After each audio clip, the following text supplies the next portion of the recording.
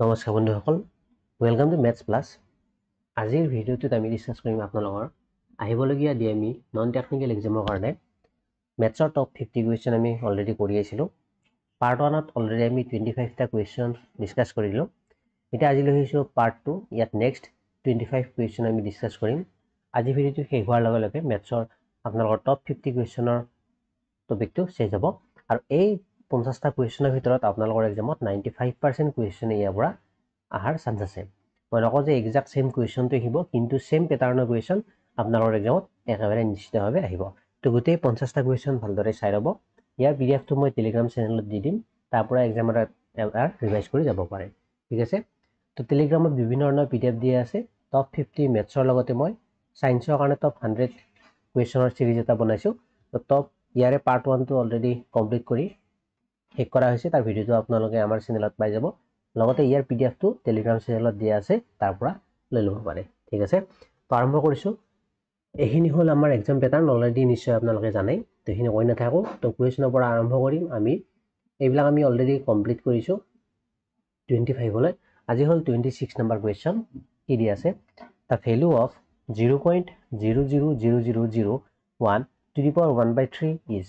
তাৰমানে এইখিনিৰ মান কি হ'ব সেইটো উলিয়াব লাগে। আমাক দিয়া আছে 0.00001 হোল টু দি পাৱাৰ 1/3। ঠিক আছে, তো এইটোক মই কেনেকৈ লিখিব পাৰোঁ? যদিহে আমাৰ 0.1 থাকে, সেইটোক মই 10 to the power -1 লিখিব পাৰোঁ। 0.01 থাকিলে 10 to the power -2 লিখিব পাৰোঁ। মানে দশমিকৰ পিছত যেইটা নাম্বাৰ থাকিব বা যেইটা ডিজিট থাকিব, 10ৰ পাৱাৰত মাইনাছ দি কেনে সেইটা আমি লিখিব লাগিব। ইয়াত পইণ্টৰ পিছত কেইটা আছে? 2টা, 4টা, 6টা। ইয়াত মই কি লিখিম? 10 to the power মাইনাছটো কিয় দিলোঁ? কাৰণ পইণ্টৰ পিছফালে আছে। মাইনাছ কি? 6 হ'ব, হোল টু দি পাৱাৰ 1/3। ইয়াৰ পৰা কি পাম? 10 to the power -6 into 1/3। তো ইয়াৰ পৰা হ'ব 10 to the power -6 into 1/3 মানে 3 6 যাব 2 বাৰ -2। তো ইয়াৰ পৰা পাওঁ 0.02। -2 আছে দশমিকৰ পিছত দুটা সংখ্যা, 02 নহয় 01। কমন এনচাৰটো কি হ'ব? 0.01। অপশ্যন ডি এইটো হ'ব আমাৰ শুদ্ধ এনচাৰ। হ'ল। আহিছোঁ নেক্সট কুৱেশ্যনটিত। কি হৈছে? If A regular polygon has 10 sides, then the sum of its interior angles is। হৈছে কি, যদি এটা সুষম বহুভুজৰ 10টা বাহু থাকে, তেন্তে ইয়াৰ অন্তস্থ কোণবোৰৰ সমষ্টি কিমান সেইটো সুধিছে। মানে ধৰি ললোঁ এটা 10টা দিয়া আছে, মই ধৰি ললোঁ 5টা বাহু থকা এটা বহুভুজ ল'লোঁ। এইটো হ'ল 5টা বাহু থকা বহুভুজ। মানে কুৱেশ্যনটি বুজিবলৈ মই কৈছোঁ, এইটো হ'ল 5টা বাহু থকা বহুভুজ, তাক পঞ্চভুজ বা পেণ্টাগন বুলি কয়। ঠিক আছে, এতিয়া ইয়াত কেইটা বাহু আছে? 5টা বাহু আছে। তো যেইটা বাহু থাকে সেইটা নিশ্চয়কৈ কোণ থাকে। তো ইয়াত কেইটা কোণ আছে? 5টা কোণ আছে। এতিয়া আমি ওলাব লাগে এই অন্তস্থ কোণ, মানে এই ভিতৰৰ এইটো কোণ প্লাছ এইটো কোণ প্লাছ এইটো কোণ প্লাছ এইটো কোণ প্লাছ এইটো কোণ, এই 5টা কোণৰ চামটো কিমান সেইটো উলিয়াব লাগে। এতিয়া কুৱেশ্যনে আমাক 5টা বাহু থকা বুলি কোৱা নাই, আমাক কৈছে 10টা বাহু আছে, তেতিয়াহ'লে তাৰ ভিতৰৰ কোণবোৰৰ যোগফল কিমান সেইটো সুধিছে। তো ইয়াৰ কাৰণে ফৰ্মুলা এটা আছে, আমি সেই ফৰ্মুলা মতে এপ্লাই কৰিব লাগিব। এই ফৰ্মুলাটো হ'ল sum of interior angles equal to, so sum of interior angles equal to হ'ল n - 2 whole into 180 degree। এতিয়া ইয়াত n মানে কি? n মানে হ'ল number of sides, মানে n মানে হ'ল বাহুৰ সংখ্যা। তো ইয়াত কেইটা বাহু আছে? কুৱেশ্যনটিৰ মতে 10টা। তো 10 - 2 into 180 degree। তো ইয়াত কিমান হ'ব? 8 into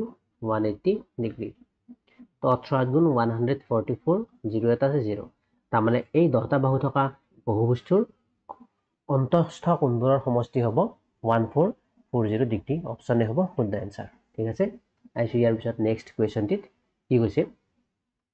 if 60% of a number is added to 120, then the result of the number itself 60% of this number is। কৈছে কি, যদি এটা সংখ্যাৰ 60% 120ৰ লগত যোগ কৰা হয়,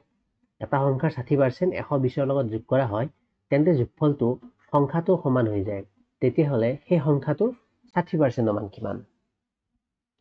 কৈছে এটা সংখ্যাৰ 60%, লেটছ সে সংখ্যাটো আমি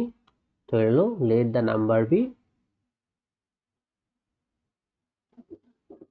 x তো সংখ্যাটো মই ললো x এৰে আমাক কৈছে সংখ্যাটো 60% লগত যদি 120 যোগ কৰা হয় মানে x ৰ 60% লম 60% of x ইয়াৰ লগত 120 যদি প্লাস কৰো মই কি পাম যোগ কৰা হয় তেন্তে যোগফলটো সংখ্যাটোৰ সমান হয় তো যেটো যোগফল পাম সেইটো সংখ্যাটো হৈ যায় সংখ্যাটো লৈছিলো x তাৰ মানে ইয়াৰ ভ্যালু হ'ব x তো এখিনি যদি সলভ কৰো 60% মানে হয় 3/5 x plus 120 equal to x ইয়াৰ পৰা 3/5 x সেইটো x ইফালে নিলো minus x equal to 120 ইফালে নিলো minus 120 ইয়াৰ পৰা পাম LCM ললো 5 3x minus 5x equal to minus 120 ইয়াৰ পৰা পাম minus 2x divided by 5 equal to minus 120 ইফালে minus ডাল আৰু ইফালে minus ডাল মই cancel কৰিলো তো ইয়াৰ পৰা ক্ৰস মাল্টিপ্লাই কৰিলে পাম 2x equal to 12 5 গুণ 60 অৰ্থাৎ 600 তো ইয়াৰ পৰা পাম x equal to 300 তো সংখ্যাটো পালো মই therefore the number is equal to 300 সংখ্যাটো হল 300 এটা আমাক খুদিছে সেই সংখ্যাটোৰ 60% ৰ মান কিমান তো ইয়াৰ 60% উলিয়াব লাগে তো ইয়াৰ 60% হ'ব কি 60% of 300 equal to কি হ'ব 60% নহয় 3/5 into 300 আছেৰে যাব 300 6 বাৰ 60 হল 180 তো 180 হল আমাৰ आंसर তো 180 হ'ব আমাৰ শুদ্ধ आंसर হল আইছো ইয়াৰ পিছত নেক্সট কোৱেশ্চনটিত কি কৈছে the value of 36 to the power 1/6 is 36 to the power 1/6 ৰ মান কিমান সেইটো সুধিছে ঠিক আছে 36 to the power একদম সিম্পল কোৱেশ্চন আৰু এনেকুৱা কোৱেশ্চন আহি থাকে ইয়াৰ মান কিমান তো 36 ক মই লিখিব পাৰো 36 ক মই 6 স্কয়াৰ বুলি লিখিব পাৰো 6 স্কয়াৰ মানে 36 হোল টু দি পাওয়াৰ মই 1/6 দিলো তো ইয়াৰ পৰা কি পাম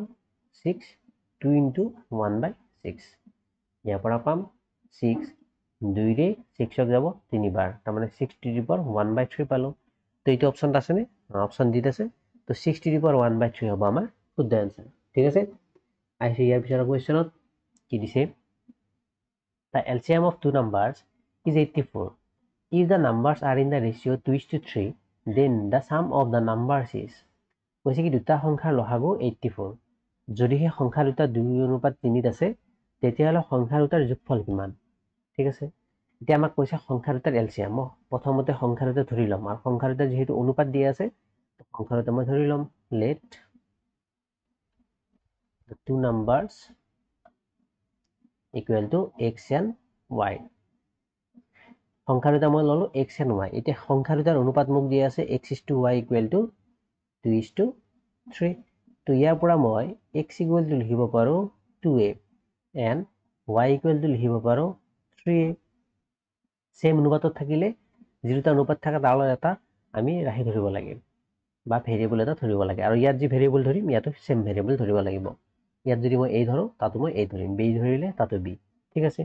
তে x ৰ ভ্যালু পালো 2a and y ৰ ভ্যালু পালো 3a হলিয়ালে এটা কৈছে সংখ্যা দুটাৰ LCM of two numbers is 84 সংখ্যা দুটাৰ আমাক কৈছে লসাগু 84 আমি উলিয়াব লাগে যোগফল কিমান 2a and 3a এর ইহতৰ আমাক লসাগু দিয়া আছে 84 এটা যদি মই 2a and 3a এর LCM উলাও কি হ'ব a ৰে যাব দুইবাৰ তিনিবাৰ তো ইহতৰ LCM কিমান পাম 6a তাৰ মানে 6a এৰ এবাৰ লিখি ললো LCM of 2a and 3a কিমান পালো 6a আৰু সংখ্যা দুটাৰ LCM টো কিমান দি আছে 84 অৰ্থাৎ 6 এর ভ্যালু কিমান কৈছে 84 therefore a equal to হ'ব 84/6 and a equal to 84/6 মানে কিমান 14 এই মানে 14 পালো এতিয়া মোক লাগে সংখ্যা দুটাৰ যোগফল তো সংখ্যা দুটা কি কি হ'ব এটা আছিল x x equal to 2 into 14 2 into 14 which is equal to 28 y is equal to 3 into 14 42 therefore x plus y equal to 28 plus 42 50 plus 20 70 তো সংখ্যা দুটাৰ যোগফল হ'ব 70 হ'ব আমাৰ কাৰেক্ট আনসাৰ অপশন ডি ঠিক আছে নেক্সট আহিছো ইয়াৰ পিছৰ কোৱেশ্চনত কি কৈছে the surface area of a sphere is 256 pi meter square find its diameter এটা গোলকৰ পৃষ্ঠকালি যি আছে 256 pi meter square ইয়াৰ আমি উলিয়াব লাগে ব্যাস তো গোলকৰ সাৰফেস এৰিয়াৰ ফৰ্মুলা কি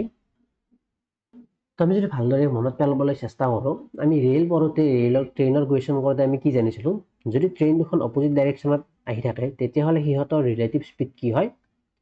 দুখন ট্ৰেইনৰ যে স্পীড আছে সেই দুটা প্লাস হয় ইয়াতো যেহেতু দুজন মানুহে অপোজিট ডাইৰেকশনত আহি আছে ট্ৰেভেল কৰি আছে তো ৰিলেটিভ স্পীড কি হ'ব ইয়াত হ'ব ৰিলেটিভ স্পীড দুটা স্পীডৰ প্লাস অৰ্থাৎ 12 kilometre per hour plus 14 kilometre per hour তো ৰিলেটিভ স্পিড হ'ব ইয়াত 26 কিলোমিটাৰ পাৰ আৱাৰ তাৰ পিছত আমি ডিসটেন্স জানিব লাগিব তো সময়টো উলিয়াব দিছে কিমান সময়ৰ পিছত তো সময় উলিয়াবলৈ আমি ডিসটেন্স জানিব লাগিব এটা কিমান ডিসটেন্স দু মিলি কেনে কভাৰ কৰিছে এই পইণ্টৰ পৰা এই পইণ্টলৈ ডিসটেন্স কিমান আছিল 56 কিলোমিটাৰ 56 কিলোমিটাৰ আছিল টোটাল ডিসটেন্স এটা আমাক কোৱেশ্চনটো কৈছে যে গোটেইখিনি ডিসটেন্স কমপ্লিট কৰা নাই এনেকুৱা এটা পজিশনত ৰহিছে যত নেকি হিহতৰ মাজৰ ডিসটেন্স 4 কিলোমিটাৰ হৈ গৈছে তাৰ মানে ডিসটেন্স কিমান হ'ব 56 কিলোমিটাৰ পৰা 4 কিলোমিটাৰ হৈ যাব তো কভাৰ কৰা ডিসটেন্স হ'ব 52 কিলোমিটাৰ ঠিক আছে ইয়ালে এতিয়া আমি স্পিড জানো সময় ডিসটেন্স জানো তো আমি টাইম উলিয়াব পাৰো time equal to distance divided by speed distance হল 52 স্পিড হল 26 টাইম আছে তো এইটো হ'ব আৱাৰ 26 ৰে 52 যাব দুইবাৰ তাৰ মানে এইখিনি ডিসটেন্স কভাৰ কৰোতে সময় লাগিছে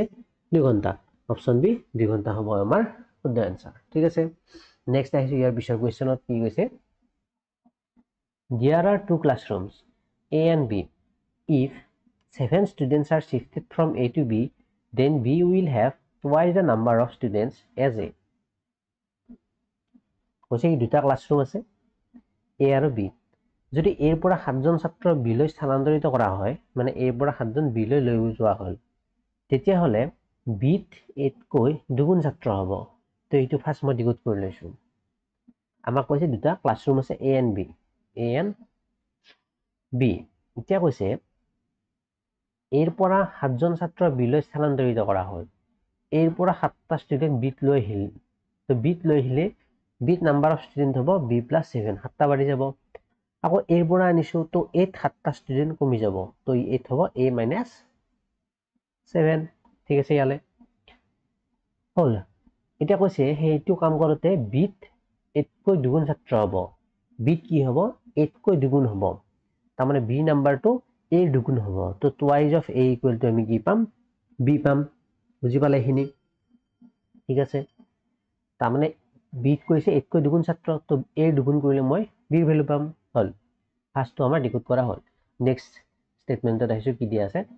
if 3 students are sent from B to A যদি তিনিজন ষ্টুডেন্টক B ৰ পৰা A লৈ পঠোৱা হয় then both the classroom will have the same number of students তেন্তে দুটা শ্ৰেণীৰ ছাত্ৰৰ সংখ্যা কি হ'ব সমান হ'ব ছাত্ৰ ছাত্ৰীৰ সংখ্যা সমান হ'ব এটা সেকেন্ড স্টেটমেন্টত কি কৈছে 3 students are sent from B to A B ৰ পৰা A লৈ তিনটা ষ্টুডেন্ট পঠোৱা হৈছে তো 8 নাম্বাৰ অফ ষ্টুডেন্ট হ'ব A + 3 এটি বেলেগ কন্ডিশন এটি বেলেগ কন্ডিশন দুটাৰ মাজত কোনো ধৰণৰ লিংক নাই ঠিক আছে আৰু আমাক কৈছিল কি দুটা ক্লাছৰুম আছে A and B আমি ধৰিছো যে A ক্লাছৰুমটোত number of students A and B ক্লাছৰুমটোত নাম্বাৰ অফ ষ্টুডেন্টস B বা এইটো যদি আমি স্মল লেটাৰ ধৰো A ক্লাছৰুমত ছাত্ৰ ছাত্ৰীৰ সংখ্যা A আৰু B ক্লাছৰুমত ছাত্ৰ ছাত্ৰীৰ সংখ্যা যদি B ধৰো তেতিয়া হলে এইটো মই স্মল a লিখিব পাৰিম এইটো মই স্মল b লিখিব পাৰিম আৰু ইয়াতো হ'ব স্মল b এইটো হ'ব স্মল a তো b ৰ পৰা তিনিজন আহিছে ইয়াত হৈছে a + 3 আৰু b ৰ পৰা তিনিটা নোহোৱা হৈ যাব এইটো আৰু এইটো কাম কৰোতে কি হৈছে সেম নাম্বাৰ হৈ গৈছে তো এই দুটা আমাৰ ইকুৱেল বুলি কৈছে অলিয়ালে এটা কোৱেশ্চনটো কৰিছে positive difference between the number of students in the two classroom আমি উলিয়াব লাগে সেই দুটা ক্লাছৰুমৰ ভিতৰত ছাত্ৰ ছাত্ৰীৰ পাৰ্থক্য কিমান হেইটো তো এটা সলভ কৰিলে হল এটা সিম্পল এইটো ফাৰ্স্ট যদি সলভ কৰো কি পাম B তো b ইকুৱেল টু লিখিছোঁ মানে দুটা কম্পেয়াৰ কৰি দিম লাষ্টত b ইকুৱেল টু মই উলিয়াই লৈছোঁ a প্লাছ 3 মাইনাছ 3 টো এইফালে আহিলে প্লাছ 3 হ'ব তাৰমানে b ৰ ভেলু পালোঁ a প্লাছ 6 ইয়াতো যদি মই b ৰ ভেলুটো উলিয়াওঁ b প্লাছ 7 আছে তো b ইকুৱেল টু হ'ব এইখিনি সলভ কৰিলে 2i যে মাইনাছ 14 আৰু 7 টো এইফালে আনিলে মাইনাছ 7 তো ইয়াত পাম 2i যে মাইনাছ 21 তো ইয়াত এটা পালোঁ b ৰ ভেলু এইটো আৰু নহ'লে ইয়াত পালোঁ এটা b ৰ ভেলু এইটো তো দুটা b যদি কম্পেয়াৰ কৰি দিওঁ 1 and 2 যদি কম্পেয়াৰ কৰি দিওঁ b ৰ ভেলু কি হ'ব লাগিব সেম হ'ব লাগিব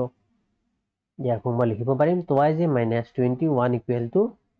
a প্লাছ 6 ইয়াৰ পৰা হ'ব 2i যে এইটো ইফালে আনিলোঁ 6 21 ইফালে আহিলে প্লাছ হ'ব তাৰমানে 3a ইকুৱেল টু হ'ল 27 ইয়াৰ পৰা পাম a ইকুৱেল টু 9 তো এর ভ্যালু মই কি পালো 9 পালো সরি তো i যে মাইনাস a মানে a হয় 3 হয় তো এর ভ্যালু মই কি পালো 27 পালো ঠিক আছে ইয়ালে এটা এর ভ্যালু পালো মানে মই এই ক্লাসরুমটো থকা ছাত্র ছাত্ৰীৰ সংখ্যা পালো 27 হল মানে এই ক্লাসৰুমত 27 স্টুডেন্ট আছে এটা b ৰ ভ্যালুটো উলিয়াব লাগিব যদি a ৰ ভ্যালুটো মই পুট কৰি দিও 2 নম্বৰ ইকুৱেচনত কি পাম b equal to 27 plus 6 33 তাহলে b ক্লাসরুমত আছে 33 স্টুডেন্টস এটা এই দুটা ডিফারেন্স লাগে পজিটিভ ডিফারেন্স মানে আমি 27 ৰ পৰা 33 মাইনাস কৰি নহব ডাঙৰটোৰ পৰা সৰুটো মাইনাস কৰিম মানে 33 ৰ পৰা 27 মাইনাস কৰিম তো ডিফাৰেন্স কিমান 6 তো দুটা ক্লাসৰুমত থকা ছাত্ৰ ছাত্ৰীৰ সংখ্যা পাৰ্থক্য হল 6 অপশন এ শুদ্ধ আনসাৰ ঠিক আছে আইছো নেক্সট কোৱেশ্চনত কি দিয়া আছে 48 men can do a work in 5 days, while 40 women can do the same work in 9 days. In how many days 4 men and 6 women work together to do the same work? মানে 48 জন পুৰুষে 5 দিনত এটা কাম কৰিব পাৰে আনহাতে 40 জনী মহিলাই এটা কাম 9 দিনত কৰিব পাৰে এটা যদি 4 জন পুৰুষ আৰু 6 জনী মহিলাই একেলগে কামটো কৰে তেতিয়াহলে কিমান দিনত কৰিব পাৰিব ঠিক আছে আমাক কৈছে 48 জন মানুহে এটা কাম 5 দিনত কৰে আৰু সেই একে কামটো 40 গৰাকী মহিলাই 9 দিনত কৰে তাৰ মানে 48 জন মানুহে যিমানখিনি কাম কৰিব কেইদিনত 5 দিনত সেই একে কামটো কোনে কৰিব 40 গৰাকী মহিলাই 9 দিনত কৰিব মেন ফৰ এম লিখিছো ওমেন ফৰ ডব্লিউ লিখিছো কেইদিনত কৰিব 9 দিনত দুটা ওয়াৰ্ক ডান সেম এটা কামে কৰিব মানে এটা কামে দুবাৰ বেলেগ বেলেগ কৰিব তো ইয়াত মই হেগানে ইকুৱেল দিছো তো ইয়াৰ পৰা মই কি পাম মোক লাগে মই উলিয়াব লাগে সদায় মেন আৰু ওমেনৰ ৰেশিওটো উলিয়াব লাগে মানে ইহঁতৰ এফিচিয়েন্সি ৰেশিওটো আমি উলিয়াব লাগে তো এইটো লাগে তো মই মেনটো ইফালে ৰাখিম ওমেনটো সেইফালৰ পৰা ইফালে আনিলো বাকি সব এইফালে নিম কি হ'ব 40 into 9 divided by 48 into 5 ঠিক আছে 8 কাটিছো 6 বাৰ 8 কাটিছো 5 বাৰ 5 5 ক্যান্সেল 3 ৰে যাব 3 বাৰ 3 ৰে যাব 2 বাৰ তাৰ মানে মই পালো men by women equal to 3/2 অৰ্থাৎ men is to women equal to 3:2 তো men আৰু women ৰ মই এফিচিয়েন্সি পালো এতিয়া মই ইহতৰ টোটেল ওয়াৰ্কটো উলিয়াব পাৰিম টোটেল ওয়াৰ্কটো কেনেকৈ উলিয়াই এই যি দুটা কন্ডিশন আছে ইয়াৰ যিকোনো এটা যদি ভ্যালুটো পুট কৰি দিও আমি টোটেল ওয়াৰ্কটো পাই যাম তো ফাৰ্স্ট পুট কৰে যদি হে 48 into men কিমান মেনৰ এফিচিয়েন্সি কিমান 3 তো 3 into 5 কিমান হ'ব 48 into 15 এটো মাল্টিপ্লাই কৰিব পাৰি নকৰিলেও এনেকৈ ৰাখিব পাৰি কাৰণ পিছত কাটাকাটি কৰাত সহজ হয় এটো আমি এনেকৈ ৰাখিলো এইটো হল আমাৰ টোটেল ওয়াৰ্ক ডান এটা কোৱেশ্চন দিছে in how many days can 4 men and 6 women together do the same work 4 men and 6 women এটা 4 জন পুৰুষ 4 men আৰু 6 women যদি হে একেলগে কাম কৰে টোটেল এফিচিয়েন্সি কিমান হ'ব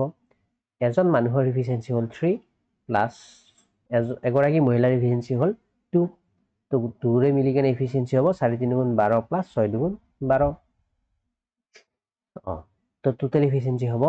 4 জন মানুহ আৰু 6 গৰাকী মহিলাৰ 24 এটা নাম্বাৰ অফ ডেজ উলিয়াব লাগে ইকুৱেল টু হ'ব টোটেল ওয়াৰ্ক ডিভাইডেড বাই টোটাল এফিচিয়েন্সি 24 रे 48 দুবাৰ তাৰমানে সময় ল'ব 2 into 15 days which is equal to 30 days তো কামটো কৰোতে সময় লাগিব অপচন বি 30 days তো 30 দিনত গোটেই কামটো কমপ্লিট হ'ব ঠিক আছে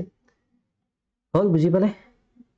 কিবা বুজি নোপোৱা থাকিলে কমেন্ট বক্সত সুধিব পাৰে বা টেলিগ্ৰামত গ্ৰুপত যদি জয়েন হ'লে তাতো সুধিব পাৰে আইছো এতিয়া নেক্সট কোৱেশ্চনত কি কৈছে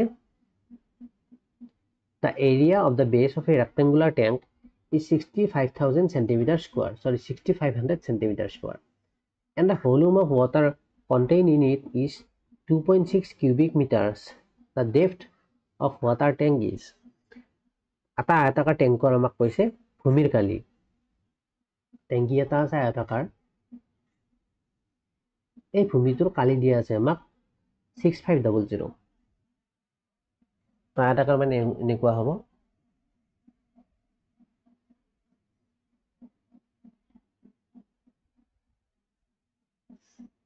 ayat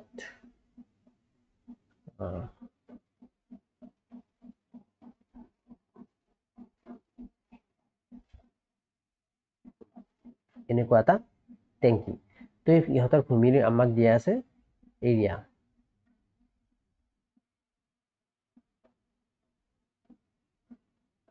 এইটো তো ভূমিৰ এৰিয়া দিয়া আছে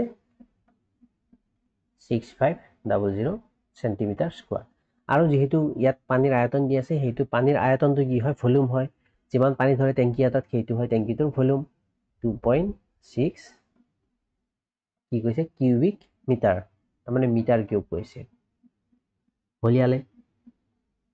এটা লাগে আমাক depth of the water tank মানে ইয়াৰ হাইটটো কিমান হেতু লাগে ঠিক আছে তো এরিয়া দিয়া আছে আমাক 6500 সেন্টিমিটার স্কয়ার তো মই লেন্থ টু এল বুলি ললো ব্রেথ টু মই বি বুলি ললো তাৰ মানে এল বি মানে মই কি পালো 6500 পালো আৰু আমাক দিয়া আছে ভলিউম ভলিউম কৈছে 2.6 মিটাৰ কিউব এটা মিটাৰ কিউবক সেন্টিমিটাৰত নিব লাগিব কাৰণ এইবিলাক সেন্টিমিটাৰত আছে তো সেন্টিমিটাৰত নিয়াৰ লগে লগে এই যে কিহেৰে মাল্টিপ্লাই হ'ব কেইটা মিটাৰ আছে এটা মিটাৰক সেন্টিমিটাৰৰ নিবলৈ 100 সেন্টিমিটাৰ হয় ইয়াত মিটাৰ কেইটা আছে তিনিটা তো তিনিটা মিটাৰক নিবলৈ তিনিবাৰ 100 ৰে মাল্টিপ্লাই কৰিম এইটো ইয়াৰ পৰা কি পাম এইটো হ'ব সেন্টিমিটাৰ কিউব ইয়াৰ পৰা কি পাম এই যে পইণ্ট আছে 2.6 এই এটা পইণ্টৰ কাৰণে এটা জিৰো ইয়াত মই কাটাকাটি কৰি কি পালো 26 পালো কেইটা জিৰো ৰল ইয়াত এটা ৰল আৰু নেক্সট কেইটা ৰব দুটা দুটা চাৰিটা 1 2 3 4 এইটো পালো তো ভলিউম পালো এইটো হল এটা ভলিউম মানে কি হ'ব L into B into H LBH মানে পালো 2600000 অলরেডি মই LB মানে জানো 6500 into H equal to 2600000 তে H মানে হ'ব 26000 আৰু এটা জিৰো লাগে 000 divided by 6500 দুটা জিৰো ক্যান্সেল ইয়াত পৰা তিনিটা জিৰো লৈছে 13 দি যাব 5 বাৰ 13 দি যাব ইয়াত 2 আৰু তিনিটা জিৰো তাৰমানে পালো 2000 divided by 5 আকৌ কাটা কাটি যাব 400 তাৰমানে হাইটটো কিমান পালো 400 সেন্টিমিটাৰ পালো তো হাইটটো উলিয়াব দিছিল কিন্তু অপচনত আমাক মিটাৰ দি আছে 400 সেন্টিমিটাৰ মানে হয় 4 মিটাৰ তাৰমানে কাৰেক্ট আনসাৰটো হ'ব আমাৰ অপচনে 4 মিটাৰ ঠিক আছে বুজি পালে ইয়ালৈ নেক্সট আমাৰ কোৱেশ্চনসমূহ আমি নেক্সট পাৰ্টত কৰিম আজিলৈ ইমানতে এৰিছো কোনোবা কোৱেশ্চনত যদি কিবা ডাউট আছে কমেন্ট বক্সত সুধিব পাৰে বা টেলিগ্ৰামত জয়েন হৈ কিনে তাত গ্ৰুপত সুধিব পাৰে ঠিক আছে